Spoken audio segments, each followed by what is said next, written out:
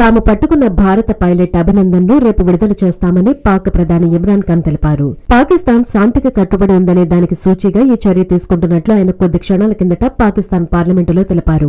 భారత్ పాకిస్తాన్ల మధ్య బుధవారం చోటు చేసుకున్న పరిణామాల్లో ఓ మిగ్ విమానంతో పాటు ఓ పైలట్ కూడా గల్లంతైనట్లు భారత్ ధృవీకరించింది. అంతకు ముందే తమ అదుపులో భారత పైలట్ ఉన్నారని పాకిస్తాన్ ప్రకటించింది. అరెస్టు అయిన వ్యక్తికి సంబంధించిన ఓ వీడియోను కూడా విడుదల చేసింది. ఆ వీడియోలో ఉన్న వ్యక్తి నా పేరు వింగ్ కమాండర్ అభినందన్, నా సర్వీస్ నెంబర్ 27981, నేను పైలట్ ను, నా మతం హిందూ అని చెప్పడం కనిపించింది. చుట్టూ ఉన్నవారు మరికొన్ని ప్రశ్నలు వేయగా క్షమించండి, అంతవరకు చెప్పడానికి మాత్రమే నాకు అనుమతి ఉందని ఆ వ్యక్తి సమాధానమిచ్చారు.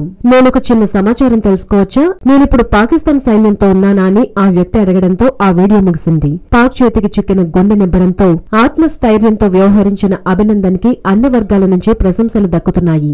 శుక్రవారం ఎలాంటి లాంఛనాల మధ్య అభినందన్ బయటకొస్తారనే దానిపై దేశవ్యాప్తంగా ఆసక్తి నెలకొని ఉంది. హలో, మిమ్మల్నే యోయో టీవీ యాప్ డౌన్లోడ్ చేసుకున్నారా? ఇంకా లేదా? మీ యాప్ స్టోర్ కి వెళ్ళి వెంటనే డౌన్లోడ్ చేసుకోండి.